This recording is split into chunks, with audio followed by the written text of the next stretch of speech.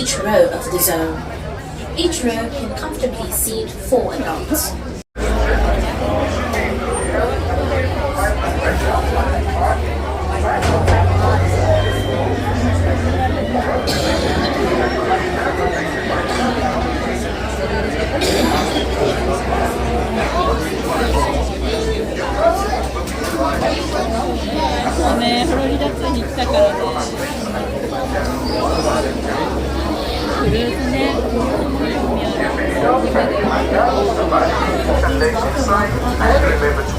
Make sure you like the seat you're in, because once we're on the move, there will be no standing and no switching.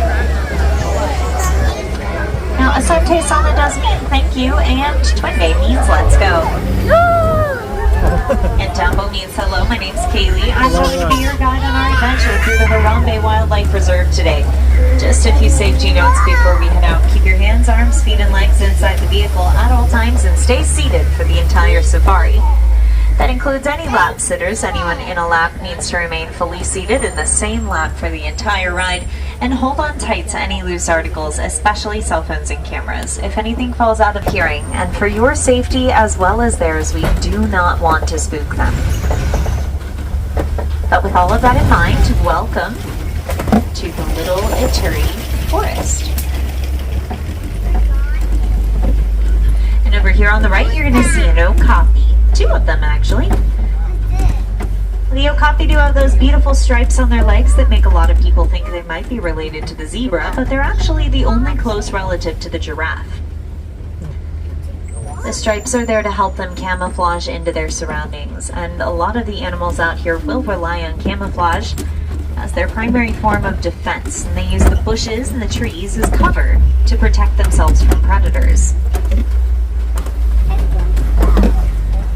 The bushes and the trees are a lot of these animals' primary sources of food as well.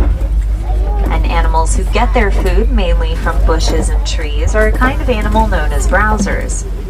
Up on the hill on the right is a saddle-billed stork.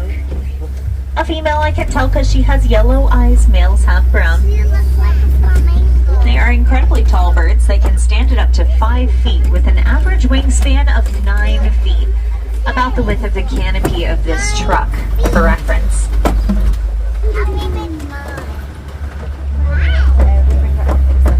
Now over on the left, we're going to see 2 different kinds of antelopes. There are darker brown antelopes with horns called bongos, and in the back, a lighter brown antelope without horns called the greater kudu. Female kudu specifically, only males have horns that can get to be about 6 feet across. In the back corner on the right, you might get a small glimpse of some vaguely hippo-shaped blobs.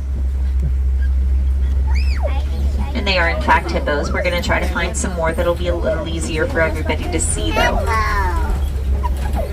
There's also some pink-backed pelicans out here, these large grayish-white birds up on the bank. And they're actually the smallest of the pelicans, but their wingspan is still around 7 to 9 feet. Oh, there's our hippo friends. And the one whose head is fully poking up out of the water is about 1.5 years old. Hi, baby. Oh, I see. She's getting pretty big by now. Adult hippos can weigh up to 5,500 pounds though, so she still has quite a lot to grow. They are considered to be among the largest and most dangerous land animals in the entire world. Not only are they so heavy, they also have one of the strongest bite forces out of any animal on the planet. And they have been historically feared and respected just as much as the crocodile. And these are Nile crocodiles over here.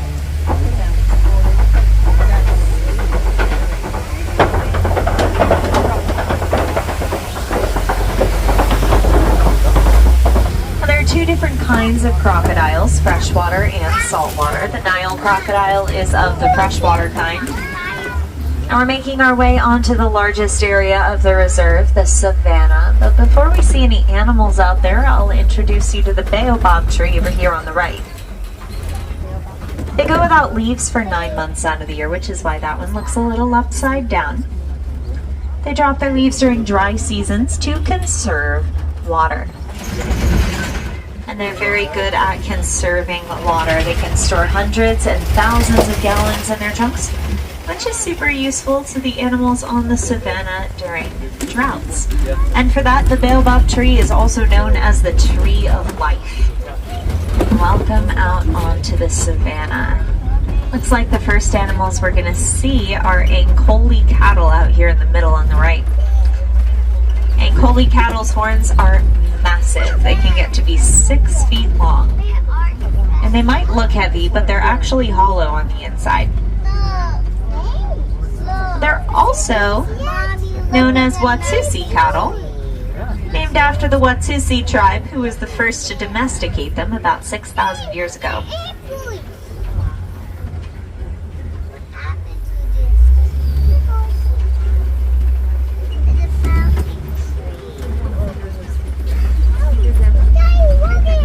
Oh, there you are. Take a look on the left-hand side. Back behind the den, these are African painted dogs. Also known as wild dogs, they are the most successful hunters on the savanna. They have a success rate of 80 to 90%. And then over here on our left, this is a zebra. Different kinds of zebras have different looking stripes. These are Hartman's mountain zebra. They've got very thick stripes on their back ends.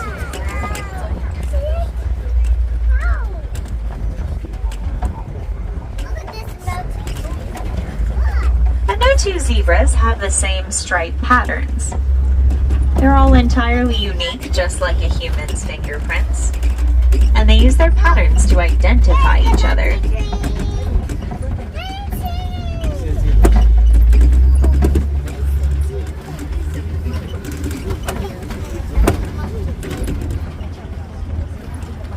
A lot of the animals out here will stick together in big groups.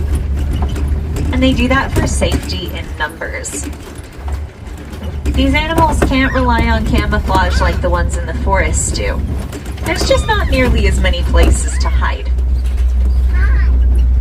And so a lot of these animals do stick together, and they protect each other.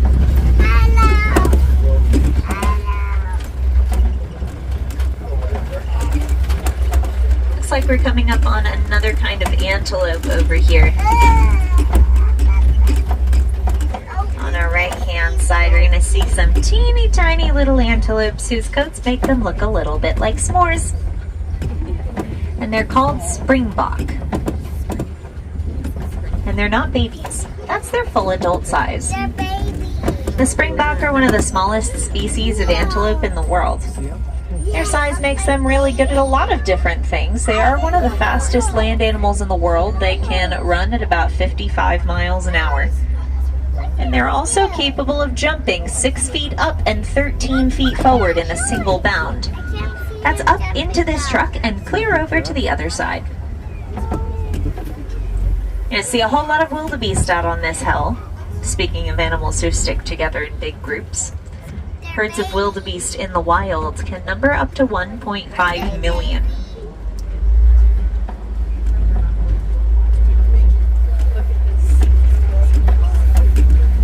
Most of these animals out here are grazers who get their food from the ground, but we're coming up on browsers over here. Giraffes are the tallest animals in the world and the only ones who can reach most of the trees. And these are Maasai giraffes. Different kinds have different looking spots. Maasai giraffes have spots with jagged edges that are irregular in shape and size.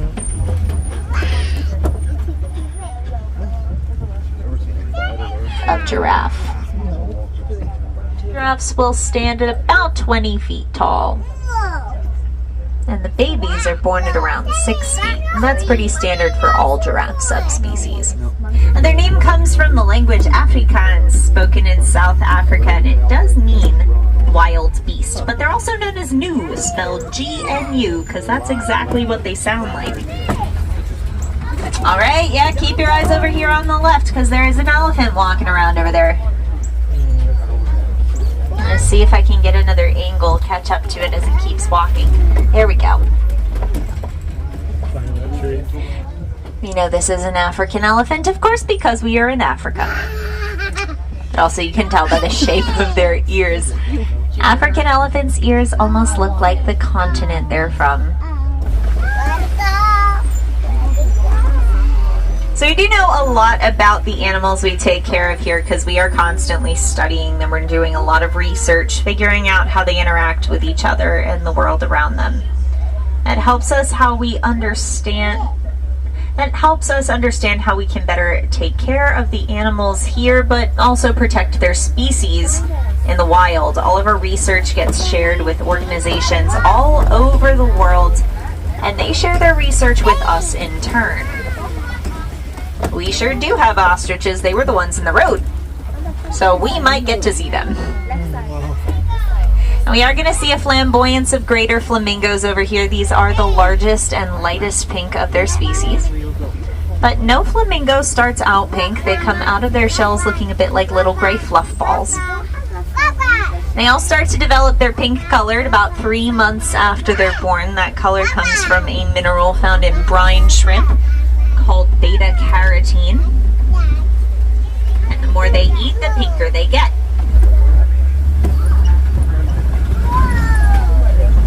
Circling around here is used by the animals that have sensitive skin, kind of like the hippos do. They're capable of running top recorded speeds of 75 miles an hour. Their speed plus their camouflage makes them perfect ambush predators. That is how they hunt. And unlike most cats who are nocturnal, cheetahs are diurnal. Hello, problem children.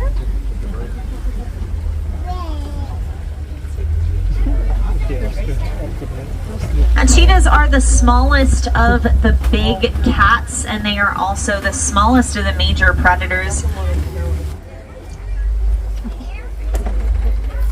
It does look like on the other side of the rocks over here, we're going to get to see a lion or two.